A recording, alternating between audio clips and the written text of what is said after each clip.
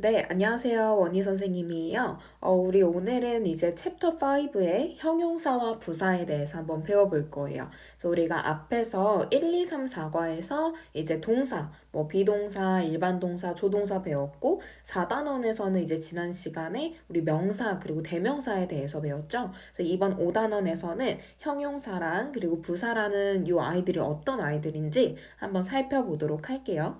그래서 일단 첫 번째, 유닛 1, 형용사부터 볼 건데, 자, 문장에서 형용사라는 아이가 어떤 역할을 하는지부터 조금 살펴보자면, 먼저 형용사라는 거는 밑줄 쳐볼게요. 어떤 사람이나 사물 또는 동물의 성질이나 상태를 설명해주는 말입니다. 그래서 문장에서 하는 역할은 여기 밑줄, 첫 번째, 명사를 수식하거나 두 번째로는 보어 역할을 한다. 그래서 형용사가 할 수 있는 역할은 이제부터 이렇게 대답해주면 돼요. 첫 번째는 명사를 꾸며줍니다. 명사를 수식해줍니다. 그다음 두 번째로는 문장에서 보충해주는, 무언가를 보충해주는 보어 역할을 한다라고 생각하시면 됩니다. 자, 밑에 그래서 문장 한번 보면 자, The cute girl is my daughter. 자, 그 귀여운 소녀는 나의 딸이다 이렇게 되어 있는데 일단 여기서 형용사는 여기 빨간색으로 되어 있는 cute, 이게 귀여운이라는 뜻의 형용사예요. 문장에서 어떤 역할을 하는지 봤더니 뒤에 있는 girl, 소녀라는 뜻의 명사를 이렇게 꾸며주고 있죠. 그 귀여운 소녀는 이런 식으로. 그래서 뒤에 있는 이제 girl이라는 명사를 꾸며주고 있다. 상태를 설명해주고 있다. 라고 해서 명사를 수식하는 역할을 했다. 라고 보시면 됩니다. 그 다음 두 번째 문장. The house is small. 자, 그 집은 일단 문장의 주어죠. 그 집은 어떻냐면 small. 작습니다. 자, 쌤이 C라고 표시하는 거는 이제 보어라는 뜻인데 지금 small, 작은 이라는 뜻의 형용사가 문장에서 무슨 역할을 하는지 봤더니 지금 누구에 대해서 설명을 하고 있죠? 문장의 주어인 집에 대해서 설명을 하고 있는 거죠. 집의 상태가 어떻다? 조그맣다 라고 해서 문장의 주어를 보충해주고 있다 라고 해서 이걸 우리가 뭐라고 하냐면 주격 보어라고 합니다. 네. 자, 그 다음 마지막 세 번째 문장 보면 My mom made me happy. 자, 우리 엄마는 주어져 만들었습니다. 나를. 자, 을을이라고 해석되는 거는 우리 문장에서 목적어에 해당하는 애예요. 근데 나를 어떻게 만들었냐면 happy, 행복하게 만들었습니다. 지금 행복한이라는 뜻의 형용사가 문장에서 무슨 역할을 하는지 봤더니 문장의 me, 나라는 사람, 즉 목적어에 해당하는 애를 뭐 해주고 있나요? 꾸며주고 있죠. 설명을 해주고 있습니다. 그래서 문장의 목적어에 대해서 보충을 설명해준다 라고 해서 얘를 우리가 옆에 보시면 목적격 보어라고 합니다. 목적어를 보충해주는 말이다 라고 하시는 거예요. 그래서 어쨌든 간에 형용사라는 게 문장에서 하는 역할은 첫 번째로 뒤에 있는 명사를 수식해주거나 뭐 주어 또는 목적어를 보충 설명해주는 주격 보어 또는 목적격 보어 역할을 한다라고 생각하시면 됩니다. 네. 자, 넘어가서 한 가지 근데 주의할 점이 있어요. 이 형용사를 어느 위치에 적냐라는 건데 일단 기본적으로 형용사의 위치는 형용사가 명사를 꾸며줄 때 주로 명사보다 앞에서 수식을 합니다. 그래서 위에서 봤던 것 중에서 귀여운 소녀라고 쓴다면 girl이라는 명사 앞에서 뒤를 꾸몄죠. 그쵸? 그래서 형용사가 보통 이렇게 앞에서 뒤를 꾸며주는 경우 뭐 잘생긴 남자 마찬가지로 형용사가 앞에서 뒤로 꾸미고요. 작은 집이라고 할 때도 형용사가 앞에서 뒤로 수식을 하는 경우예요. 그쵸? 근데 쌤이 여기 중요하다 별표 친 이유가 뭐냐면 바로 이 두 번째 것 때문이에요. 우리가 꾸며주려고 하는 명사가 일반적인 명사가 아니라 예를 들면 thing, one, body 또는 where 이런 식으로 끝나는 명사일 경우에는 형용사가 앞이 아니라 어디서 수식한다? 뒤에서 수식한다. 이게 너무 중요해요. 그래서 예를 들어서 something이라고 하면 무언가라는 뜻이잖아요. 근데 뭐 특별한 무언가라고 할 때는 원래 이렇게 앞에서 뒤로 특별한 무언가라고 써주는 게 맞지만 thing으로 끝나는 단어기 때문에 형용사가 어디로 간다? 여기 뒤로 간다. 그래서 쓸 때도 special something이 아니라 something special 해석할 때는 특별한 무언가 이렇게 뒤에서 앞을 꾸며주는 식으로 두 번째 것도 보시면 이제 beautiful someone이라고 돼 있는데 아름다운 누군가 이렇게 앞에서 꾸미는 게 아니라 지금 one으로 끝나고 있기 때문에 someone beautiful 이렇게 뒤에서 꾸미는 식으로 꼭 적어주셔야 되는 겁니다. 그래서 이제 형용사의 위치를 보면 나도 모르게 보통 이게 앞에 쓰다 보니까 앞에서 뒤가 뭐 이거 맞네 생각할 수 있는데 thing, one, body, where 이런 걸로 끝나는 명사들은 뒤에서 수식한다 라는 거 꼭 기억해 두세요. 자, 넘어가서 수량 형용사 볼게요. 수량 형용사는 말 그대로 수나 양을 표현해주는 형용사입니다. 그래서 수가 또는 양이 많고 적음을 나타내고요. 이제 수식을 받는 명사가, 그러니까 형용사의 역할이 명사를 꾸며주는 거니까 이 형용사가 수식하는 명사가 셀 수 있는 명사인지 셀 수 없는 명사인지에 따라서 조금 다른 표현이 사용이 돼요. 근데 우리 지난 시간에 이제 명사 셀 수 있는 명사 없는 명사 배웠으니까 이 부분은 여러분은 충분히 할 수 있을 거라고 생각을 합니다. 잘 따라와 볼게요. 일단 많은 이라는 뜻의 양을 나타내는 표현이 두 가지예요. 첫 번째는 many라는 표현이 있고 두 번째는 much라는 표현인데 셀 수 있는 명사 뒤에다가는 꼭 many를 적어줘야 되고 셀 수 없는 명사 뒤에다가는 꼭 앞에다가는 꼭 much를 적어줍니다. 예를 들어 밑에 문장 보면 자, 그 과학자는 많은 책을 읽었다라고 할 거예요. 근데 자, 책이라는 거는 우리 셀 수 있다 없다? 셀 수 있는 명사니까 앞에 much가 아니라 꼭 many를 써주는 겁니다. 근데 예를 들어 그는 많은 설탕을 넣습니다 라고 할 때 설탕 우리 앞에서 셀 수 없는 명사라고 했죠? 그럴 때는 much를 적어주는 거 이런 식으로. 그다음 두 번째로는 약간 있다, 조금 있다 라는 표현이 두 가지예요. a few 그리고 a little 이라는 단어들이 있는데 형용사들이 있는데 자 마찬가지로 우리 셀 수 있는 명사 앞에다가는 a few라고 적어주십니다. 그래서 진수는 몇 개의 또는 조금의 차들이 있다. 그리고 이제 money 우리 돈 자체는 셀 수 없는 거기 때문에 그는 돈이 조금 있다. 이런 식으로 쓸 때 a little 이라는 표현 써줍니다.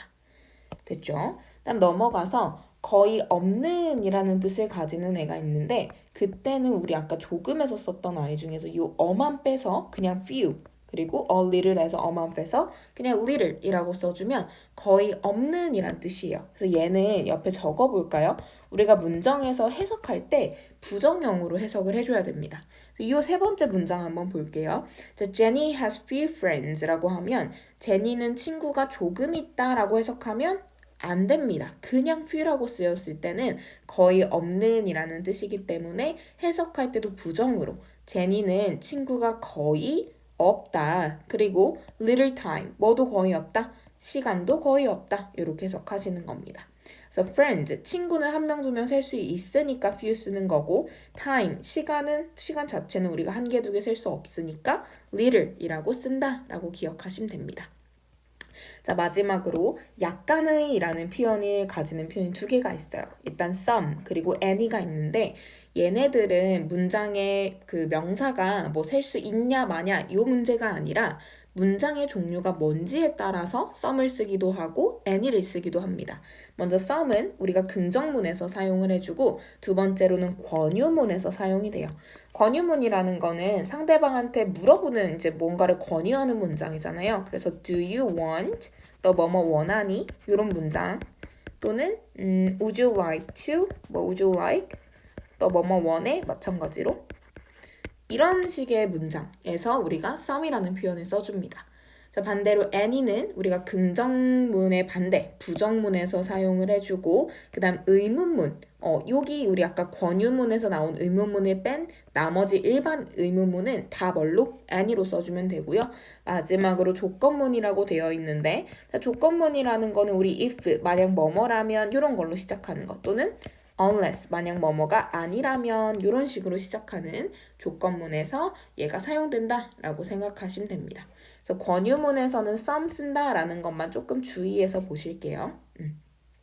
자, 마지막으로 우리 더 플러스 형용사라는 표현이 있는데 이건 뭐냐면 우리가 형용사 앞에다가 이렇게 더를 써주게 되면 그때는 어떠어떠한 사람들, 즉 어떠어떠한 사람들이라는 뜻으로 쓰입니다. 그래서 어떠한 사람들이기 때문에 복수로 취급한다. 이것만 조금 주의하세요. 그래서 단어에 뭐 s나 이런 게 안 붙기 때문에 그냥 사람이라고만 해석할 수 있는데 실수하면 안 됩니다. 그래서 예를 들어서 the young이라고 돼 있는데 일단 young이라는 단어는 젊은이란 뜻이죠. 근데 앞에다가 the를 붙이게 되면 그냥 the young이라는 표현 자체가 젊은 사람들이라는 뜻이고 뭐랑 바꿔 쓸 수 있냐면 young people 이런 표현으로도 쓸 수 있겠죠. 또는 blind라고 하면 원래 눈이 안 보이는 이런 뜻인데 앞에 the를 붙여서 the blind라고 하면 시각장애인들이라는 뜻이 되는 겁니다. 그래서 이런 표현까지만 조금 기억해 두시면 될 것 같아요. 형용사는 우리가 이제 크게 어려운 부분은 없을 것 같고 옆에 문제는 이제 각자 풀어보는 걸로 할게요. 자, 다음 넘어가서 우리는 유닛 2로 갑니다. 유닛 2 부사 볼게요. 자, 일단 부사라는 거는 형용사랑 역할이 좀 달라요. 형용사는 명사를 꾸며주거나 또는 문장에서 무언가를 이제 보충 설명해주는 보어로서 사용이 되었는데 부사는 조금 역할이 많아요. 그 첫 번째, 동사를 수식하는 역할하고요. 두 번째로는 형용사 수식, 세 번째로는 부사가 부사를 수식을 하기도 합니다. 자기 말고 다른 부사를 수식, 마지막으로 문장 전체를 수식하기도 합니다. 자, 그래서 하나씩 좀 예문을 보자면 첫 번째 문장부터 볼게요. 자, he studies hard. 이 문장 보면 그는 공부합니다. 자, 여기까지만 해도 사실 문장은 완성이 돼요. 그는 공부해요. 근데 어떻게 공부하냐면 열심히 공부한다. 그냥 공부하는 게 아니라 열심히 공부한다. 앞에 있는 studies라는 동사를 꾸며주고 있다라고 생각하시면 됩니다. 옆에 있는 문장 하나 더. She drives her car carefully. 그는 조심스럽게 그녀의 차를 뭐 한다? 조심스럽게 운전한다.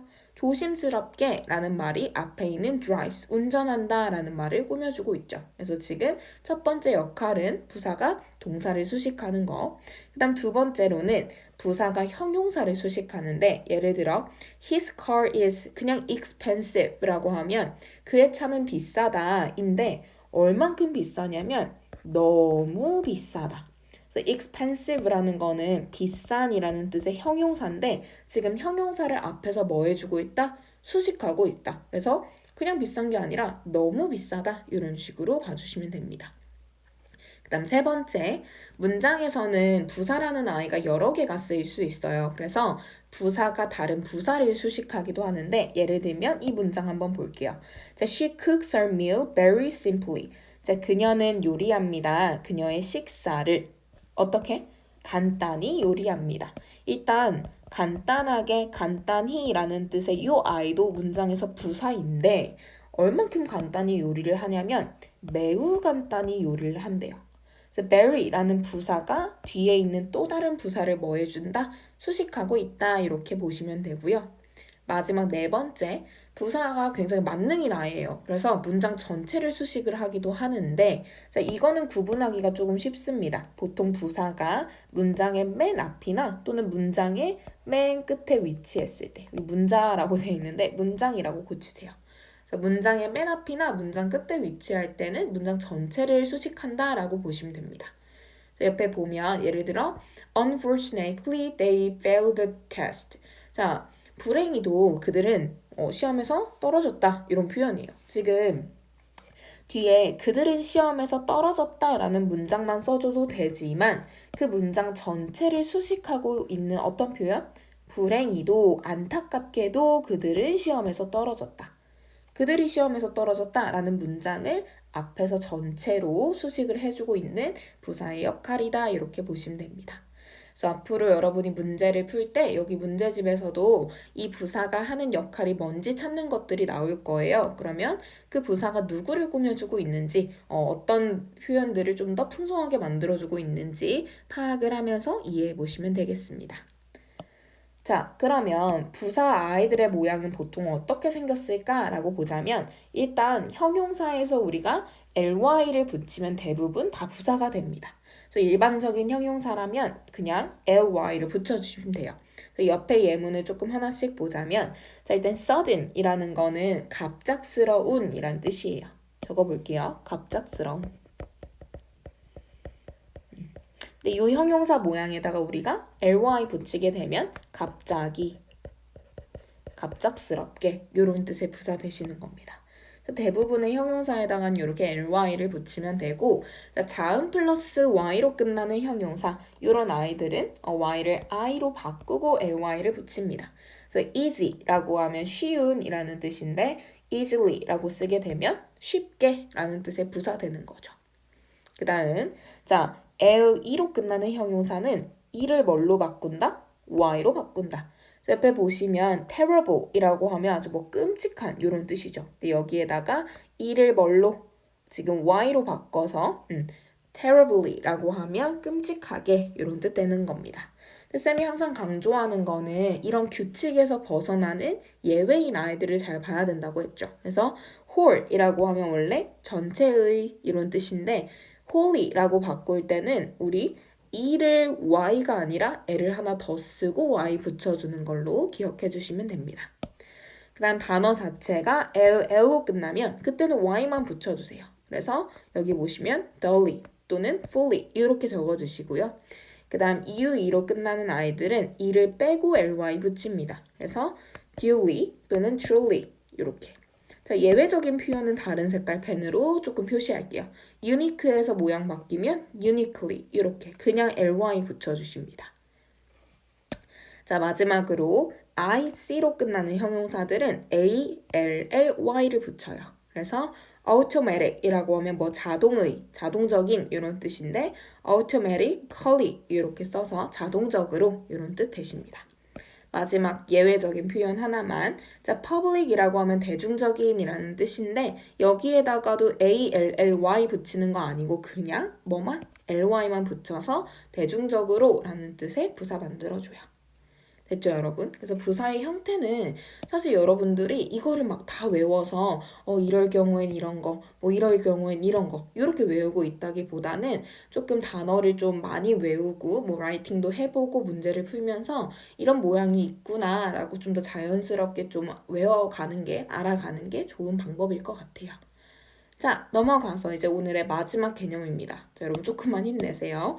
자, 빈도부사를 볼 건데 빈도부사라는 건 일단 여기 있는 빈도라는 게 어떤 일이나 동작이 얼마나 자주 일어나는지를 나타내는 표현이에요. 그 빈도가 뭐 잦다라고 하면 되게 자주 일어나는 일을 얘기를 하는 거죠.